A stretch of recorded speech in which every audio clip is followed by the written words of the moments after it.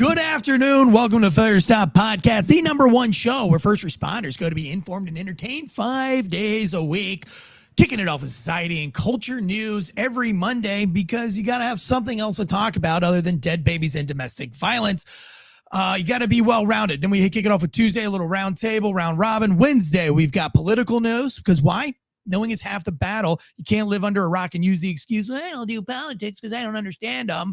Knowing is half the battle. We learned that from G.I. Joe. Thursday, sports news, because yay, sports. And then Friday, our big case breakdowns, all right here under one umbrella. Also on the network, we have shows like Anti-Hero Podcast, Two Cops, One Donut, Donut Shop Podcast, Getting a Grip on Things. We even got a show for the kids, Rad Kids Club on YouTube. It's a YouTube show for now. Head over there if you got childrens, and they can listen to that or watch that while you listen to this nonsense because it's not appropriate for kids 99.98% of the time. Listen, I'm a little hungover. Don't really drink that much, but it was a debate night last night. And I don't know that you can watch that sober. So for all of those that are fighting, sobriety and things like that, I'm sorry you had to go through that last night. We did do a live show, covered all of it, had a lot of fun, maybe too much fun. Today, we're breaking down the Eric Garner case with New York's finest, retired, and well, I'll let him introduce the and it's Unfiltered, retired and unfiltered, New York's finest, retired and unfiltered podcast. I'm loving their podcast, hate their accents, love the podcast. As a Southerner from Florida, nothing annoys me more than a New York accent. It's personal.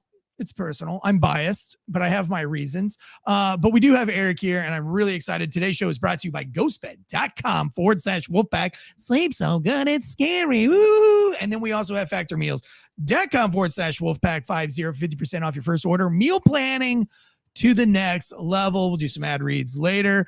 I'm going to shut up and bring on the special guest. By the way, we got Deadleg Media producing for us today, so thank you so much. We're going to be covering the Eric Garner chokehold death, and from somebody who lived the experience. He was a real New York City cop. He's got ties to the precinct that was involved in this in one way or another. We're going to hear all about it today. I'm really excited. The live chats are blowing up tonight. Armory Night, difficult to look at pictures. Brendan CFL, Anthony G Photo. What's up? Will Gray Neichkin from across the pound, mate. Joe Rosso, and the list goes on. Thank you guys for being up in the live chats. Hit it, Joshua. The growing calls across the nation to defund the police. To end policing as we know it. Off the charts violence in New York City. 11 people shot in just 8 hours on Sunday. This is about the police officers who every single day put on that uniform and they run towards danger when we run away from it. Guns up, giddy up. I'm excited. We've been talking jujitsu for the last 15 minutes. You know that gets me hard. You know that gets me boned up. There's nothing else I like to talk about more than BJJ. Except maybe BJ's, but that's a different story for a different time. Let me bring on our guest, Eric, from New York's finest, retired and unfiltered podcast. What's up, brother? Thank you for having me here today. Listen, it's ironic you talk about the New York accent. I probably have one of the thicker, heavier accents. I'll try to slow it down and see what I can do. I'll try a Southern accent. It's never worked out for me, but let's rock, brother. I grew up in St. Augustine, Florida, and one of the oldest cities in America, but not the first. When I grew up there, I knew every single human being there. It was a tourist town, and it got overtaken by New Yorkers. St. Augustine may be a suburb of the Bronx now, but what annoyed me the most is that I worked on a deep-sea fishing boat, and so it was all tourists, and they were all from New York. And they would try to adopt, because they lived in Florida all summer long, they thought they were Floridians. They would adopt our culture and our language. And it used to annoy me. So they would be like, y'all want to get a hot dog? And you're like, wait, what? What just came out of your mouth? Y'all want to sit on the roof? No, I'm just kidding. But I love you guys, man. I always love New York's finest. We did a live show with Ken Shamrock we did it for the bare knuckle fight, the weigh-in. We did it at Island Girl Cigar Bar in Jacksonville, Florida. And I was fucking with one of the New York cops that was in the crowd. It's a live audience. And so I do a little bit of stand-up comedy. And I was like, and the guy started talking and running his mouth. And I was like, dude, why do you talk like that? Like, can you not talk normal? He's like, fuck you, motherfucker. Blah, blah. Come and fight. I was like, come on up here, grab a microphone. Like, I want everybody to hear how stupid you are. Come to find out, this dude was like ground zero night, like on 9/11, like was there when the tower collapsed, was like saving firefighters. I was like, ended up being one of the most interesting guys that we've had on a live show. So it's pretty exciting. Tell us about your podcast real quick before we jump into this. Absolutely. Thank you for the opportunity coming on here, brother. New York's finest retired Unfiltered podcast. It's myself, Eric Dim. I'm the most complained cop in NYPD history, along with my partner and the co-host of the podcast. His name is John McCary. He's a retired lieutenant, and he retired on moral principle. He refused to take the vaccine just based on moral principle and also his religious beliefs. And myself, I was coined as the most complained cop. I was attacked by an overzealous civilian complaint review board, which is an independent watchdog in New York City, for doing what I was paid and trained to do. I was a special operations lieutenant. I was grabbing illegal firearms off the street, working the South Bronx, just like you talk about the borough of the St. Augustine here. And listen, I loved to do it. I loved working for the NYPD, working in plain clothes, but I could no longer do what I was paid to do what I was trained to do. But now, in this path in retirement, speaking out and talking about how politics has infected, injected policing, here I am. Yeah, one of my favorite things that I coined is political police that poison the profession. The 4 Ps of death, man. I hate political cops. And that's why I have to filter out a lot of our guests, because 99% of the people that want to come on the show are doing it for political reasons, some way or another. They're trying to get promoted, or they're trying to push this course that they've developed that's absolute nonsense. They just, they're in bed with somebody in the department, and they know that there's access to these funds, and so they come up with some kind of bullshit training. And very, very rarely does somebody come on here that or reaches out to me that like has good intentions or just loves being a cop, right? Like just wants to be a street cop. I know we're doing this for about an hour. We're going to need weeks to talk about that, because that's what's destroyed and deteriorated the policing profession throughout America. Right now, politics has infected, injected, and what we're facing right now is emasculation of police departments in democratic cities throughout this country. That's why they don't want me. They don't want you. They want an emasculated police department, because the police department, policing in itself, is the most tangible form of government in this country. And how do you tear down a government? By the police. It's tangible. You could touch, you could feel, you could speak to, and that's what's going on with policing in America right now. It's tangible, and they could get to the police just as they did to Daniel Pantaleo and the Eric Garner case. Yeah, I can't wait to jump into this. Before we jump into the Eric Garner case, I have to know why do you? This is a serious question. I'm trying to see how I can word this without you beating my ass later when I meet you in real life. You said you were the most complained cop in New York. Do you think your accent escalates situations? That's a great question. You know what? It's funny you say that. So for me, listen, in New York City, this is a run of the mill. This is a common theme, right? This accent. Actually, I had a great relationship with the community. That's the irony to this. I had a great relationship in the South Bronx. Even though the South Bronx is 99% black and brown, I was part of the 1%, which is other, who knows, could be whites, could be aliens. But I had a great relationship with the community. The community loved me. They loved my teams. I mean, we were out there getting illegal firearms off the street. We were stopping people that were murderers, shooters, rapists, the most volatile perpetrators of the city. But at the same time, simultaneously, I'm getting awards from the community. I'm getting awards from the NYPD, Civilian Complaint Review Board, which is comprised of people of compromised integrity. They have a disdain and a bias for the police. They were tearing down my career. And it's all part of this whole move in this woke progressive government that has just destroyed policing. It's so crazy that they give those kind of folks, and I think it's every community, every cop that I've had on this show, it's almost the same, right? It's like, I don't know how every city is so stupid to not see that the people that they choose for these civil review boards are the ones that are like doing the most, like they're all tax evaders or like some kind of, like they've all got something going on that we all know they're shade, right? Like we all know that they're shady folks, and yet we still allow them to be there. You're like, wait a minute, we killed like 2 of your sons in police involved shootings, and you're sitting on the civil review board. Like you raised 2 extremely huge pieces of shit, one that died in a stolen car crash, and the other one that was shot because he tried to shoot police, and like you get to sit on the civil review board. I don't know. It is what it is. But yeah, you're right. Demasculate. I said I knew it was starting when they got rid of warrior mindset training. I don't know if they had that up north, but down south we had this like warrior mindset training. It was like 5 days long, and it was at the end of your academy. It was a Lieutenant Colonel Grossman course. And when they changed that to protector mindset training, I was like, we're all fucked. Like, This isn't Absolutely. going to bode well. I'm going to assume that your department mirrors the NYPD, where everything's a knee-jerk reaction, right? And that's what happened with the Eric Garner case with Daniel Pantaleo, the police officer that was buried. He was fried.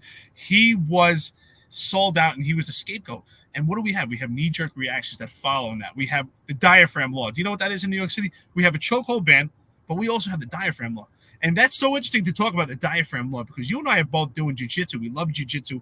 And if I tell you what the diaphragm law is, you're going to be shocked. Do you know what it is? No, what is all your stomach, your tummy? Right. Well, so New York City Council, sure, they proposed a bill and it actually passed. And what happened right now in the George Floyd era, post George Floyd, is the diaphragm law. That was a knee-jerk reaction. Right. So you can't put any compression to the chest or to the back when you're making an arrest, intentional or unintentional. Otherwise, you're subject to arrest. Other than blunt trauma, how do you make that arrest? Right. I was going to say, like, how do you control anybody without controlling eventually, if you're going to get somebody into handcuffs, you pretty much have to control the chest. So you can't do like, I don't know. If you throw somebody to the ground, how do you get them into handcuffs? Exactly. Right. So you'll see it. You'll see rookie cops at the NYPD. You'll see video surface of the NYPD every day of an altercation, confrontation with New York City police officers in some type of tussle, especially right now, which is complete lawlessness and a criminal first society in New York City. You'll see police officers on their knees, and they're mindful of this law while they're trying to put a subject under arrest, a person of interest. They have putting this person under arrest who's actively resisting, and you'll see them with their knees right next to the perpetrator, not putting any compression on their chest or their back. And I'm sure after these arrests, all these police officers are getting up and they probably have all kinds of scrapes on their knees, and they're probably going, and that's what they don't tell the public. It's absolutely ridiculous. Try to hold down a 2-year-old baby, and yet you want the police officer to hold down someone without compressing their diaphragm. It's virtually impossible unless you use blunt trauma, and then it's next to the knuckles. Yeah. So with the Eric Garner, which, it's funny, well, not funny, but Daniel Pantaleo sounds like Daniel Penny, which is also in the same shit for almost the same exact thing as the Eric Garner case. Why don't you walk us through the Eric Garner? I want to know the totality of the case. First of all, I'm sure you're familiar with the neighborhood that he died in. Can you explain to us the neighborhood, kind of paint us a picture of where this took place real quick? Absolutely. I understand the nomenclature of this neighborhood very good. It's in the confines of the 120 precinct, which is in Staten Island. It's the northern section of Staten Island. It's considered downtown Staten Island. That was my first precinct. I worked there my first 5 years. At the time, Daniel Pantaleo was not even a police officer yet. And I can tell you, like, when you were a rookie in that area, what was it like? So the 120 precinct is extremely diverse, right? You have especially the northern part where Daniel Pantaleo that arrest is comprised of African Americans and also blacks from Liberia. That's predominantly the area, and that area is called Stapleton. It's also where it's a busy area. It's the hub of Staten Island. It's where the Staten Island ferry is. So you have a lot of people transporting to Manhattan, going to work. But it's extremely plagued by drugs and also extreme amount of firearms in that precinct, illegal firearms. So it's very volatile. At the same time, it's extremely diverse. You have some extremely wealthy pockets of suburban homes, but in a urban conglomerate in that area. So it's extremely volatile. Most of the police officers in that precinct they're white, and the reason why, so most of the police officers that work in the 112 precinct, Staten Island, they live on Staten Island, and the rule for the NYPD is that you could not work and live in the same precinct. So it's extreme diverse right now. I would say predominantly it's black and brown in that area, and most of the police officers are white themselves. Okay, and like how many arrests would you make a day when you were in the 5 years that you were there? It was extremely busy. So at the time when I started, we worked in what was called the impact zone. So the NYPD had an impact zone. So when you're brand new, you're rookies, about 2 years from the inception of the police academy, that you were working out in the street. You would be on a foot post working in some of the areas with the most high crime. So I worked in the Stapleton projects, and I also worked in what was called Park Hill. It's private, but arguably more violent than Stapleton itself. You probably hear about rap songs and Wu-Tang songs. So extremely busy out there. We'd walk a foot post and try to deter crime, because at the time it was plagued with extreme amount of shootings and homicides.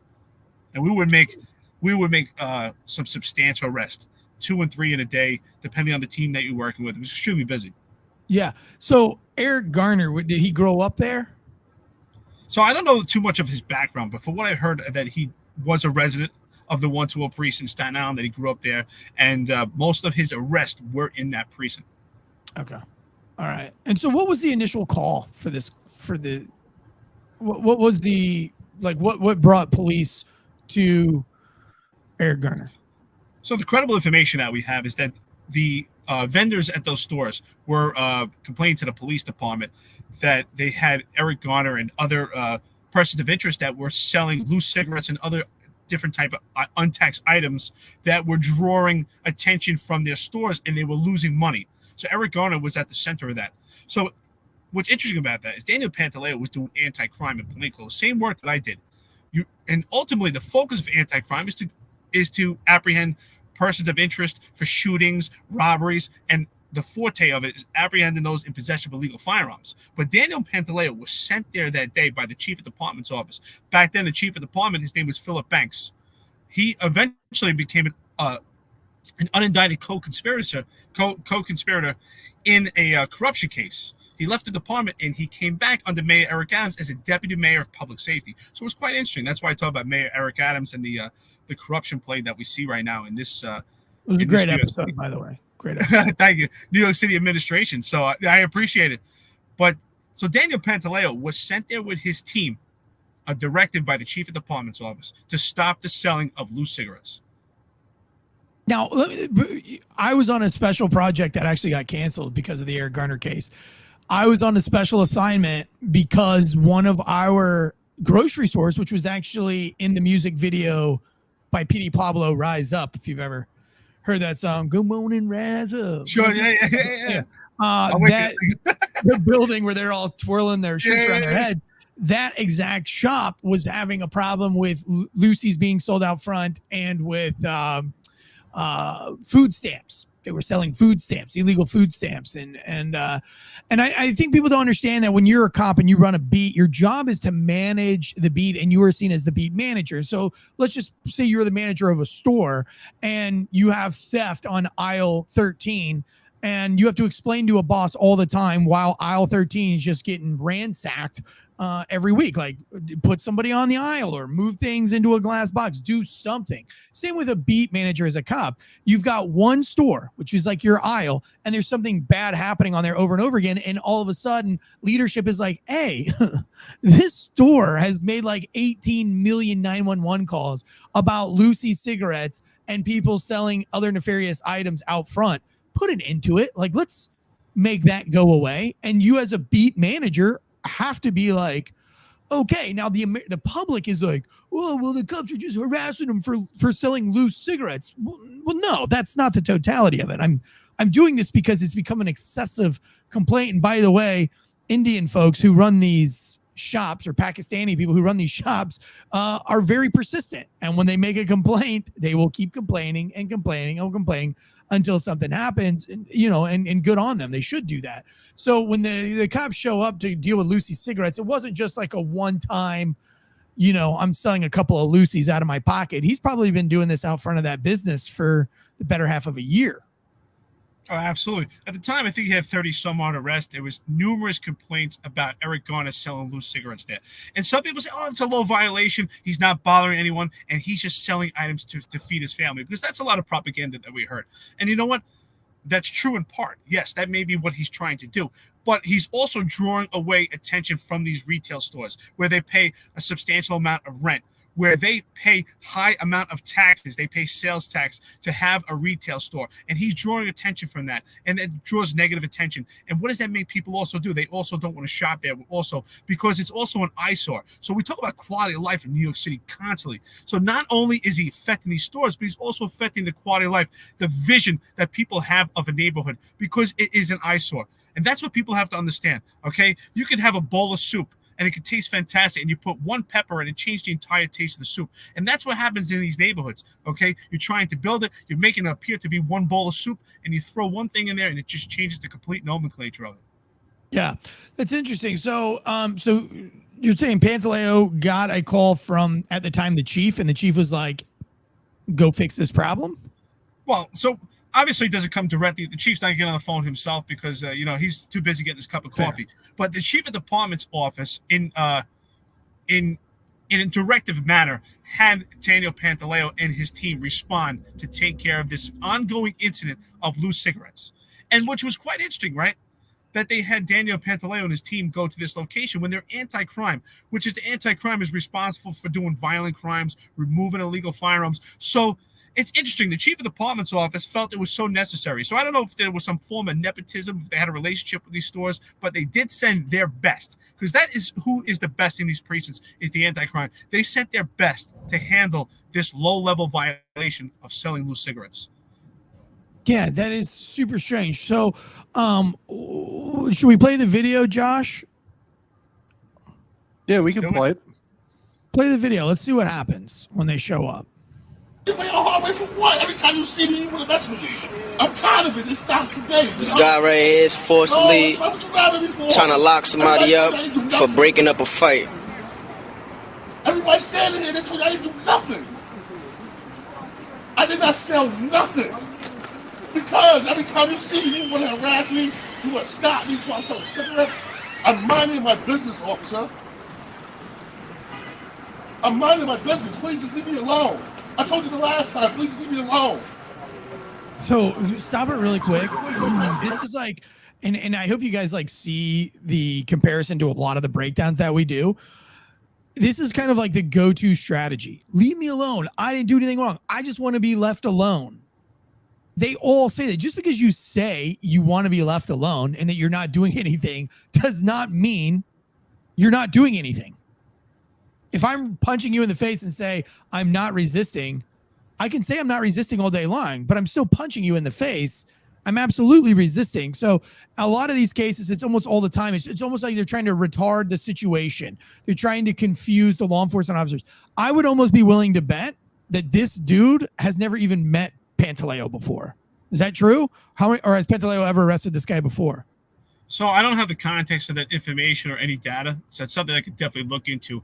But so as law enforcement officers, we know we pay attention to every detail. And immediately he said that you guys are always bothering me, right? So clearly that he's been addressed before, that this is not his first time being addressed for selling loose cigarettes. What do we also see here? That's what's so important. People don't understand. We're getting law enforcement has been defunded, and we're seeing police departments throughout this country being replaced by AI. You cannot replace the human element of the police officer that can identify behavioral indicators. What do I see here? I see a police officer anti-crime. I see him at a relaxed position. He's addressing this person of interest, his subject, who is Eric Garner, who ultimately met his demise. But Eric Garner is blading his body. He's posturing his body in a position where he's saying, yes, he's saying, leave me alone. You know, I just want to go. But his hands, his body language says something different. He puts his hands, I went to different courses with the NYPD. He puts his hands in front of his body. You can see he's tightening his arms and he's putting them in position. So what he's doing is he's actually psychologically creating distance from him and the police officer. He's letting him know also, this is my space, that he's not going to be arrested today. So his body language says something different to me. It's complete opposition from what's coming out of his mouth. So people that are untrained, that don't understand law enforcement, when they watch this, they hear things, but they don't see any of the same things. And I say this all the time. Police officers, law enforcement professionals, they see things that others don't. And I'm sure you and I could both depict this, and we see things that others just don't understand. Yeah, and then you got people behind you that are obviously on the side of this guy. I mean, these things are always often confusing and hectic. Before we watch the ultimate nap that Garner is going to take, I'd like to take a moment to talk about ghostbed.com/Wolfpack. Some of the best sleep you'll ever get. If you want to be a fighter, if you want to be a good cop or a good firefighter or nurse or whatever, it starts with a good night's sleep and a healthy diet. And that's why we're proud to be sponsored by ghostbed.com and Factor Meals. So we got the healthy eats and the good bed sheets. Ghostbed.com/Wolfpack. Right now they got the massage topper. They have an RV topper now because of me. We've been sponsored by GhostBed for about 4 years now. Huge supporters of first responders, and sponsor several of the shows on this network. So we really appreciate them. But because a lot of our listeners were actually truck drivers, and we had one truck driver talk about needing some kind of a truck model, and we spoke with the people at GhostBed, and they're like, actually, we've been thinking about coming out with an RV bed, like an RV topper. And we could do that. So they end up coming with the RV topper. I have the massage topper on my bed currently. You don't have to have a ghost bed to have the topper. But the massage mode, it's non-invasive. So it's like uses air, like air bubbles. So it like fills up with air and it'll press on your shoulder blades and pop your shoulder blade. It's like it's one of the most amazing bedtime routines that I have is my massage. I like to do jujitsu, as you know, and then I take a hot shower and then I go lay on my massage topper. It makes everything better. But they have the cooling sheets, the cooling pillows. You know, I don't travel without my pillow. I think they're the best pillows in the whole world. Far better than any, like literally the cooling sheets, the cooling pillow is, I don't travel without them. I've done the My Pillow thing. Doesn't even come close to a ghost bed pillow. These things, they have like, they're firm-ish, but they almost feel like they're wet. Like when you lay your head on it, you're like, is this thing fucking wet? And it's not. It's the cooling technology that's in these things. It just makes it feel extremely cool. My kids make bets, right? I'll say, if you can land this trick, I'll give you $100 bill. And they'll be like, can you get me a ghost bed pillow instead? So now all three of my children have earned ghost bed pillows, and they just went camping for the week. And they had to go on a train, and they were like, you guys can't have your ghost bed pillows because you're going to be on the train and you're going to a camp. And my kids were like, we will just carry our fucking pillows. Like, we're not going camping, especially camping without our fucking ghost bed pillows. And I let them stick to those guns. I was like, boys, you take those pillows. You take them. Let them know. So anyway, go to ghostbed.com/Wolfpack. We also have Factor meals, meal planning to the next level. If you want to get lean and mean like Eric over here, you can hit up that protein heavy 50 grams of protein each meal. If you want to do calorie conscious and get skinny like Josh, you can do the calorie conscious. You can go vegan and vegetarian. If you want to do that, you can do breakfast, lunch, or dinner. These are fresh, never frozen meals delivered right to your front door. You can do breakfast, lunch, and dinner. You can do lunch. You can do dinner. You can do dinner 5 days a week, 4 days a week, 3 days a week. You can do breakfast, whatever it is to keep you going. Instead of going to the grocery store, trying to find the shrimp and then going to get the chicken and then going to get the steak and then going to get the rice and the beans, cooking it all separate, finding your Pytex dishes, your Pyrex dishes, finding all the lids to go to them, stacking it all up, cattywampus in your refrigerator.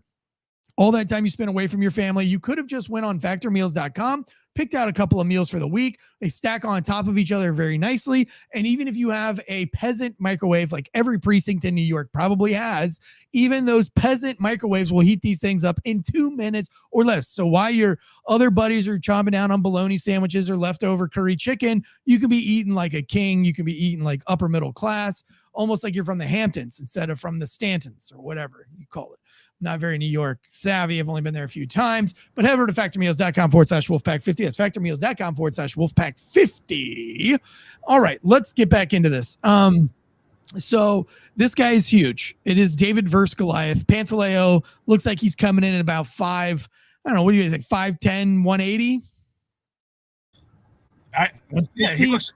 He looks about, I mean, he's young. He looks like he's pretty scrappy. He looks like, exactly about 5'10", 180, anywhere from 180 to 200 pounds. He looks like he's in shape.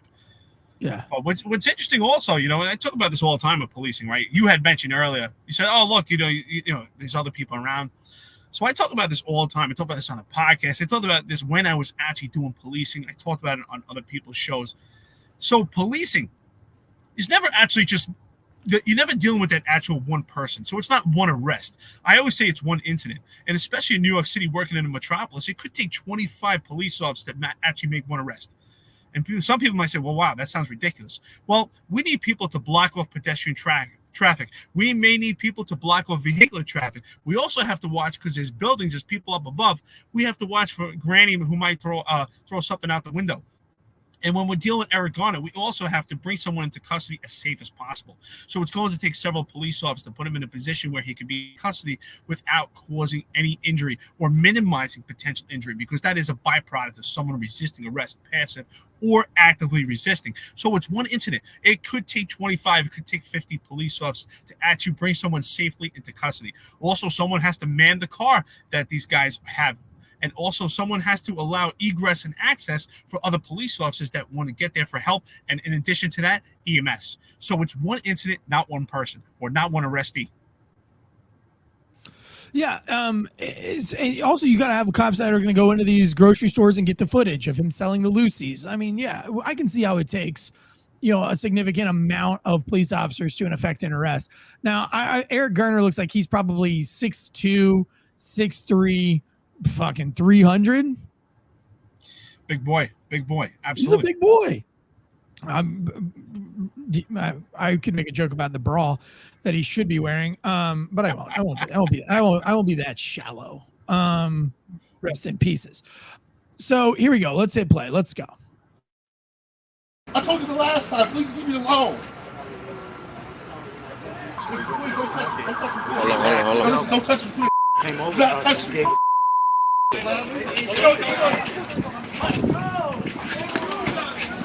Damn, man.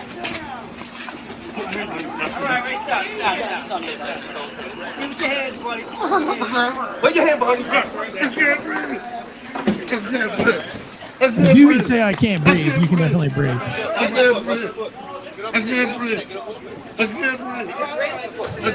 Once again, police beating up on people. Back up. Right here. Back up and get on that step. Okay. Back up. All he did was break up a fight. And this what happens for breaking up a fight. This shit is crazy. Everybody back up, back up.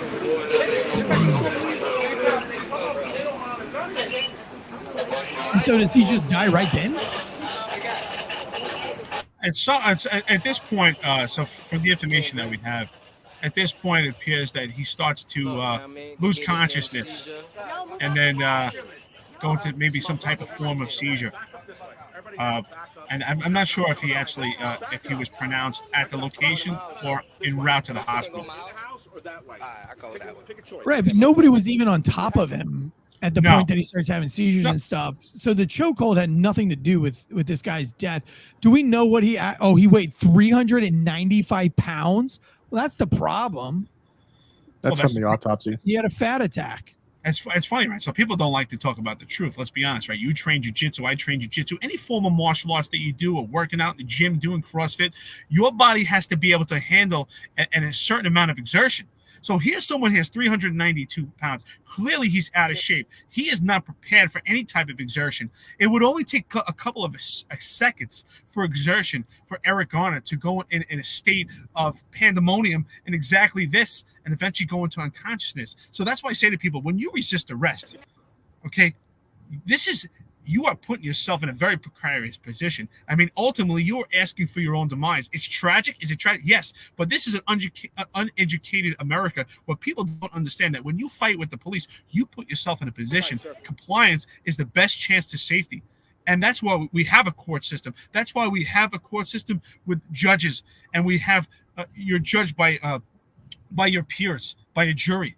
That's why we have these cases, and that's why we have these systems in place, so that we don't have a position like this. If you're not a prepared fighter, just think about it. You and I train, and sometimes you're rolling and you're sparring with someone, or you're wrestling in a stand-up position. Just think about what your heart is going through. And if you're not trained and you're not doing this on a constant basis, you could meet your demise. And that is a byproduct of this, and it's tragic. Anyone that thinks, people have this idea, this red pill idea, well, I get angry. When I get angry, I can fight. And I laugh. That's a big joke, because in 10 seconds, you're going to be out of breath. And if you're not training, you could meet your own demise.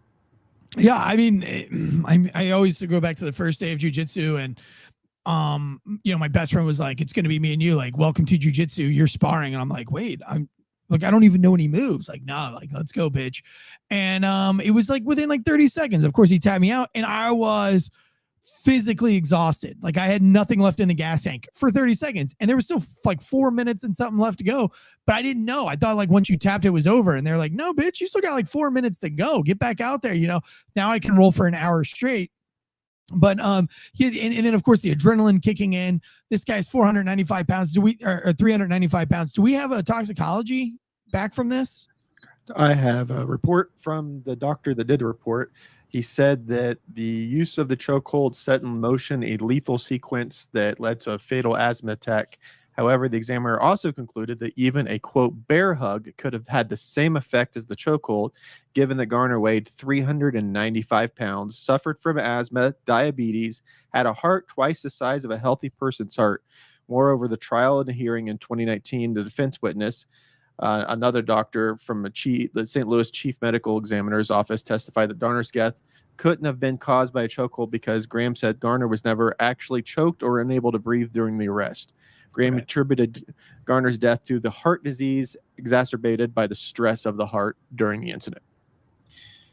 I mean, that's exactly that. Listen, we see this right now. We watch his video. We see compression of the neck area, but you and I both know we don't see any actual closure to the trachea. We don't see an actual blood choke, cutting off the blood. But what we do know is that he has all these prior pre-existing conditions that could affect. It's interesting, right? With all these conditions that he has and the weight that he has, if we said, hey, Eric Garner, we'd like to show up tomorrow. I mean, this is before he met his demise. We'd like to sign you up tomorrow. You're going to the UFC and you're going to enter into an MMA battle, right? We would say, what are you, crazy? This guy needs 4 years to train. But yet he's going to put himself in a position where he's going to fight with police officers on the street and resist arrest. And that's what people don't understand. When you're on the street and you resist arrest, you've now engaged yourself into a fight. And if you don't have the health and you're not trained, you are not capable and you do not know your limitations and you don't understand. And at the same time, the police officers don't have a health proxy at this moment to identify, say, you know what, we cannot roll with Eric Garner and put him under arrest. Yeah. Somebody in the streets, in the chat says, Anthony G. Photo says, are there additional liabilities for police officers trained above and beyond department training from the academy? I'm guessing that's what DT stands for. Is that DT, department training from the academy? I don't know if there's an additional liability there. I know, I will tell you this, that I did not do BJJ when I was a cop. And I was really upset about BJJ, to be honest with you, because I was already being forced through my department, basically, to do CrossFit. They had put CrossFit gyms and CrossFit coaches and sent officers to become CrossFit coaches and help pay for this. And so CrossFit was the big thing when I became a police officer in the mid 2000s. And I was like, okay, so like if I don't go to training before shift, you guys are going to shame me and make fun of me. So, because they spent all this money putting these gyms at the precincts, you kind of were expected to go before shift. And if you didn't, good luck getting promoted, good luck, being seen. And then all of a sudden, this jiu-jitsu craze came around towards the end of my career. And I was like, you guys want me to be a better shooter. You want me to be a better, athlete. And now you want me to do fucking adult karate. I want to have a family. I want to be a good husband. I want to do all these things. And so I just felt like jiu-jitsu was another one of those things that take me away from my family. I'll tell you this, I would have given up shooting. I would have given up CrossFit. I would have given all up had I just known the practical uses of jiu-jitsu on the street as a cop. Even in this scenario here, going for a 395-pound dude's neck in some kind of attempt of a guillotine or a headlock or whatever. I mean, it's such a terrible move to choose. There's a lot of other, especially when you're coming from behind somebody. But if you don't know, you only know what you know. And so that's why it is important, I think, to get training. And I think that if you are trained in jiu-jitsu specifically, I say every cop should just do Kimuras all day long. Like, just train on Kimuras, because you can literally get anybody you want into handcuffs using some type of Kimura. Well, I agree with you. I think the problem also with police departments throughout the country, and including the NYPD, training is very limited. And in order to get properly trained, you have to seek out, and I'd like to address that person in the chat here, you have to seek out outside training if you actually want to be ultimately prepared. We talk about defensive tactics. What are tactics? Tactics is a plan. You need to have a plan. And if you're not pressure tested, if you're not constantly doing judo, jiu-jitsu, boxing, wrestling, some type of form of jiu-jitsu, and you're not getting pressure tested, you're not prepared. You don't have those tactics. That's the beauty about doing jiu-jitsu. You constantly have someone putting their hands on you. So then when someone puts their hands on you, it's not that freak out moment. You're not having levels of anxiety. You're calm and you understand that you have done this today. Maybe you trained and you sparred today. You did it the day before. So you're prepared of how to take this person down. There is a seatbelt maneuver taught by the New York City Police Department, which I believe that Daniel Pantaleo was trying to utilize, right? Where the head goes, the body goes. I do believe at this point there is a lack of training in the NYPD and also all police departments throughout the country. At the same token, I do believe that Daniel Pantaleo had limited options, right? The other options are, do we tase him at this point? Because at this point, he's passive. And according to the New York City Police Department, the policies that you need someone who's actively resistant. So are we going to use blunt trauma? That could cause more damage. We could cause blood. We could actually cause injury. Are they able to take him down in a tackle? I don't think they're prepared to do that. They don't have enough training. And that would be extremely hard, especially at his weight. And it also could cause more damage. So I think that it's almost like pick your poison. That's why I say to people, when you decide, you make that a firm decision that you're going to combat the police and actively or passively resist, you potentially put your demise at risk. If you and I are training in jiu-jitsu, we have the opportunity to tap and say, okay, I've had enough. I feel too much pressure on my chest at that point, and we could start again. But this is real life, and the ref on the street are the police officers, right? Or it could be other police officers responding when those cuffs come on. So that's the ref and the police when those cuffs come on. So we don't have a health proxy. We don't understand. I think it's tragic, but ultimately, I think it's also, we talk about compliance. Not only is it compliance and an understanding of the police officer, but we need compliance from persons of interest, people in the street. That's why I believe there should be a criminal justice class in all schools throughout this country. And you must understand interactions with the police, because if you have an interaction where you resist arrest, you are potentially causing your own demise. Yeah, it all goes back to just how about we just don't resist, or how about not commit crimes in the first place? Like if a business owner tells you to stop selling loses in front of his business, maybe we stop doing that. And going back to your defensive tactics, sorry, I just should have probably known that. I haven't had enough coffee this morning.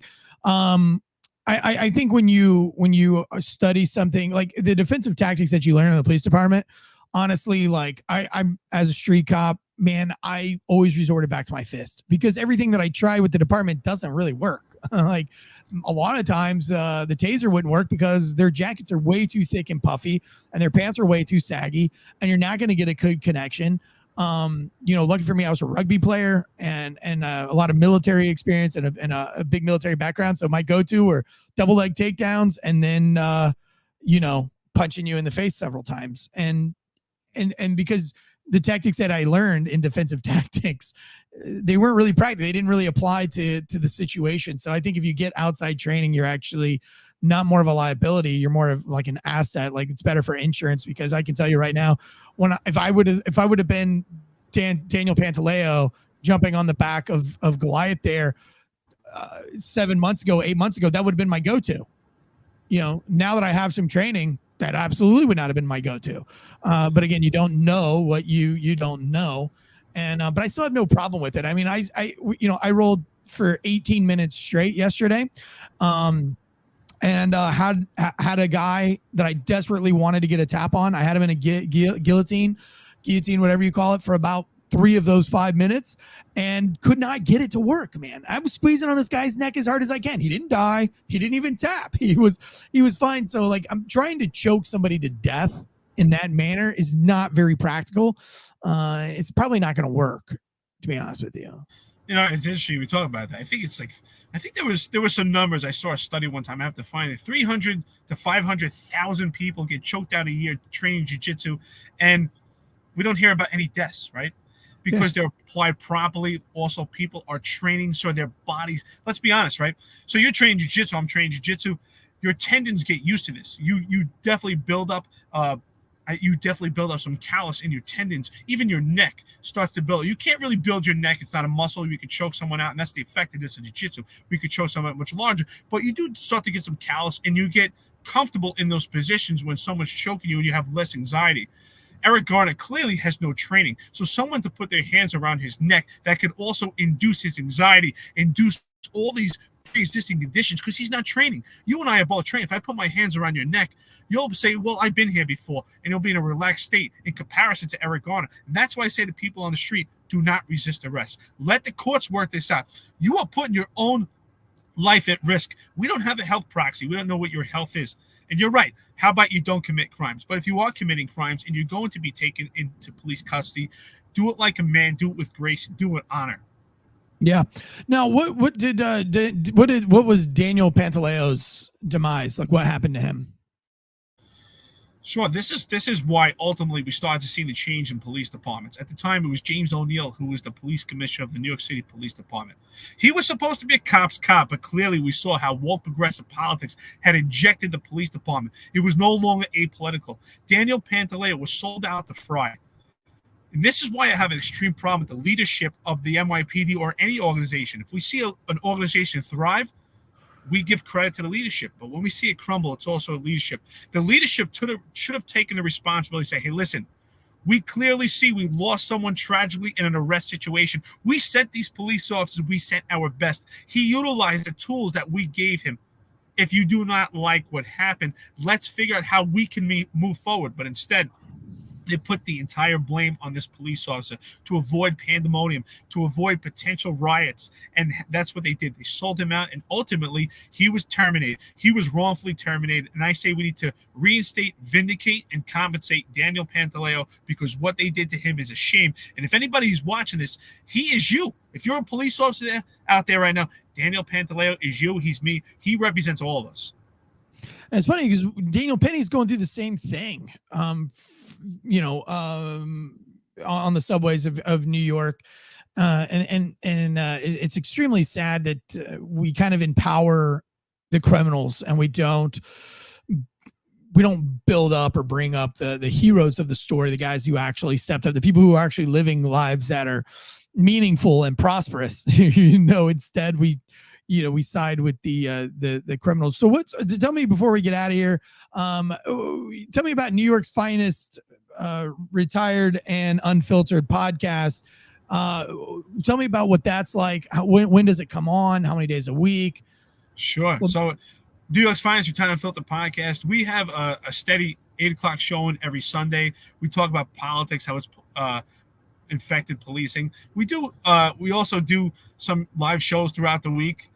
And it usually kind of is sporadic depending on my schedule and my partner. Sometimes he does some shows by himself also, the Crime and Politics edition. When we do it together, it's called the 265 Police Live Series, where we give our perspective, opinion on use of force cases.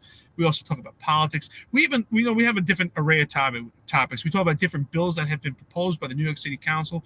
We talk about mental health and wellness that's going on with New York City Police Department, also other police departments throughout the country.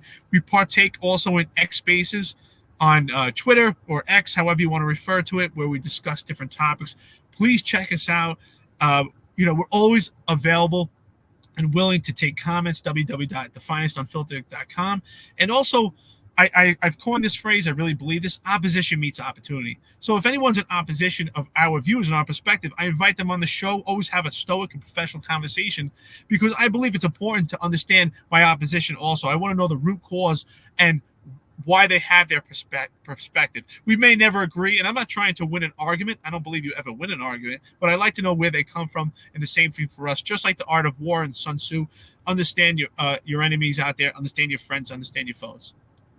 That's awesome, man. And I've listened to a few of the episodes, and I really enjoy them. And I've been really into it. You are a traveling man, traveled all around the country or the world. You've trained jiu-jitsu, Muay Thai, boxing, and Bali and China, Asia, all over Asia. But what's been? Sure. Give us a quick, brief history on your travels here.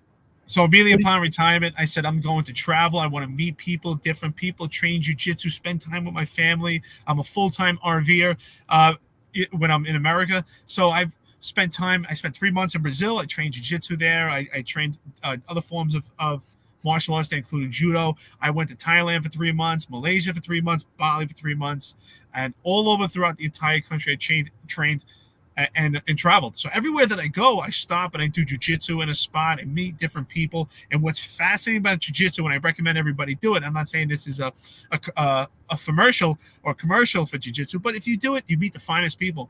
And it's all about trust. And that's what we need in law enforcement. Because when I do jiu-jitsu, and if I'm working with someone, I'm rolling with someone, sparring with them, and if they get me into an armbar, I trust when I tap out, they let it go and I don't get hurt. And vice versa. If I have someone in a choke and they tap out, I let them go. So you meet the best friends. Jiu-jitsu is the art of making friends. Judo, boxing, whichever martial art you do. And if it's just into weightlifting, you know what? Go out there and be the best version of yourself. Check us out, New York's Finest Retired and Unfiltered Podcast. And brother, thank you so much for watching. Thank you for giving me this opportunity to speak on this case. Please support Daniel Pantaleo. It is tragic Eric Garner lost his life in this situation, but it's also tragic this police officer changed his entire career and his life. And forever, he will be marked by this, and he will be a marked man. Yeah, now you get to train a lot all over the country. If you are a Wolfpack member and you want to get up with him, I'm sure that you could probably roll with him or invite him to your gym. He's all over the place. He's in Vegas now, California, Texas, Florida. He's all over the place. So if you are a practitioner, as they say, reach out to him. Let him know what your gym is, and he'll write it down. And maybe if he's rolling through your town, you get an opportunity to roll with the old Eric. Same with myself. Always let me know where you guys are at. If you're ever headed through Michigan, make sure you drop in. I think it's called the Bears Den. That's Mike Edwards, Mike the cop. His gym, he will host you for free, and you guys can you can roll in there. So I know. Hopefully you're not going through Michigan at any time in your life ever. But if you're down on your luck and you find yourself in Michigan, he'll open you with. He'll welcome with you open arms. Eric, I know you got a lot going on today. We appreciate you coming on, brother. It's been a great episode. If you ever want to come on and break something down, let us know. We're always here for you guys. We love to support. We want to do a live show maybe in New York. We have a live show October 18th in Orlando, Florida. Big special guest. Looks like all the guys from Black Rifle Coffee will be there. We have some stand-up comedians there for the second night, a couple of bands there for the first night. It's all to build the morale and get you guys pumped up about being cops. It's going to be in Orlando, October 18th, that whole weekend. So I think it's like a Friday, Saturday type sitch. We'll do stand-up comedy one night, big concert the first night. I think maybe Kyle Rittenhouse might be showing up. It's not locked in stone yet, but we'll have two cops, one donut there. We'll have donut shop right there. Hopefully we can get Lieutenant Colonel Scheller out there. Maybe Dexter Pitts from Ian Pitts out there. Possibly Eric out there. I don't know. I don't know who's going to be out there, but whoever shows up, we're going to take care of you guys, and we're going to have a great time. And if you ever want to do one of these in New York, we have so much fun doing these live shows. We set it up live with big speakers. We host like a little panel. It's all comedy-based driven. We buy beers. We have like games. We kind of do a bar takeover. It's usually an Irish pub that we take over. They're usually the ones that are the most. Cigar bars and Irish pubs are usually the ones that let us do this. And we fill it up with cops, man. And we bring cops up round table. We make fun of them. A lot of state trooper jokes. A lot of Marine Corps jokes too. I like to throw those in there. I'm sure you're talking about crayons, right? Oh yeah. I mean, I hate when the Marines are like, "Oh, you got anything else? So you think it ever gets old?" And no, it never gets old. The crayon jokes for Army guys will never get old. I could make the same one over and over, and it always makes me laugh. And that's what's important, right? It's like sex. I'm always gonna finish. No matter what. No matter what, I'm getting mad. Because right in marriage, there's no like no, right? Marital rape's not a thing, right? I'm kidding. Jesus Christ, I'm just joking. Guys, I'm kidding. Relax. I was raped. I didn't want 4 out of the 5 kids. I didn't want them. Right? One of your people in the chat just put red crayons taste like red. That's great.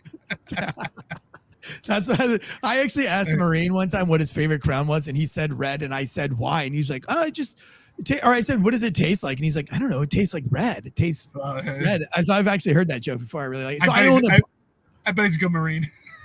I own a rum bar and distillery, a rum distillery. And anytime a Marine, you always know it's a Marine too, because they got the shirt or the hat or like the lapel. There's always something that indicates the tattoo that they're Marine. And so what I'll do is they'll order like a mojito or something, and I'll turn around and I'll act like I'm fixing a really nice drink. And then I'll turn around and I have a cup already made with crayons and an umbrella and a straw, and I turn it around. They're always like, "Oh, how did you know?" And I'm like, "You got a big fucking hat on that says like Marine sniper on it." And they weren't known for intelligence.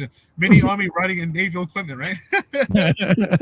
So but yeah, put up that picture of the last live show we did. This was the one we did in Kissimmee. Speaking of Kissimmee, put that out there. I see the picture. Yeah, that was our live show up in Kissimmee. That was super fun. We did one in Jackson, Florida. We had Ken Shamrock, Pat Militech show up.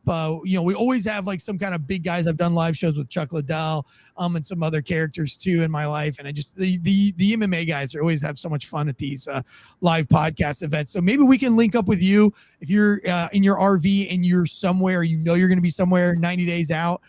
Maybe we could do a live show in that area and have you as a special guest. I'd love to. Listen, anytime RV or get up on a plane, I'd love to travel. You ask, I'll be there. It'd be my pleasure. Yeah, especially New York. All right. Yeah. All right, guys. Hey, from myself, from New York's finest, Retired and Unfiltered, both Eric's and Deadleg Media. Guns up, giddy up, stay safe, stay alert, stay alive.